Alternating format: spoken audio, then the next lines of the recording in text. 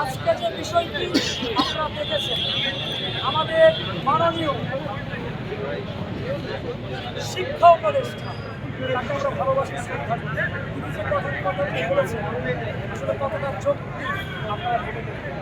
কটাক্ষ করেন, সমস্যা নেই, গঠনমূলক সমালোচনা করার জন্য যোগ্যতা নাই, যে যোগ্যতা আপনি আজকে হারিয়েছেন।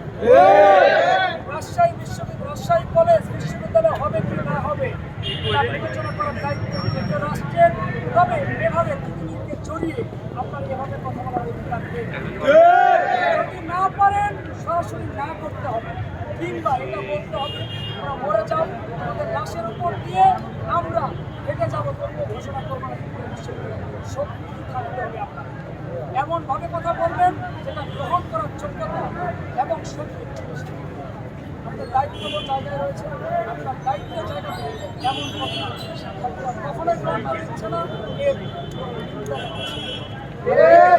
যখন কোনো কথা বলবে দয়া করে পৃথিবীকে এভাবে নিচু করে কথা বলার চেষ্টা করবে।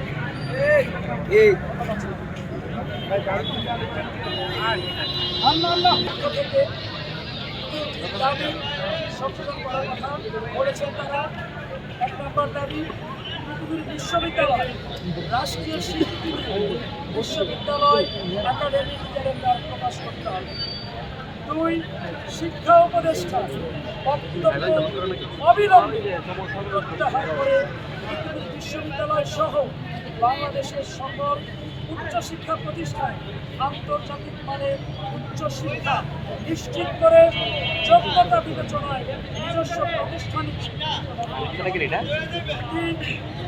বিশ্ববিদ্যালয় কমিশন গঠন প্রক্রিয়ায় শিক্ষা মন্ত্রণালয়ের উপর আইন উপদেষ্টার চাপ সৃষ্টি করার ঘটনায় সুষ্ঠু তদন্ত করে রাষ্ট্রীয় কাজে ব্যাঘাত সৃষ্টির দায়ভার মাথায় নিয়ে আইন উপদেষ্টাকে ক্ষমা চাই।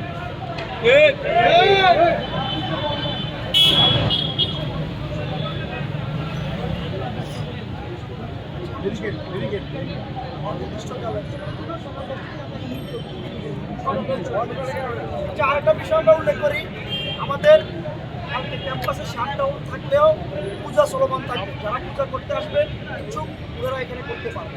আমাদের শুধু এক কার্যক্রম থাকবে, সেখানে আমাদের ক্লাস বন্ধ থাকবে, পরীক্ষা বন্ধ থাকবে এবং তার একাডেমিক কার্যক্রম পূজা চলমান থাকবে। যারা করতে আসবেন সাইড দেখি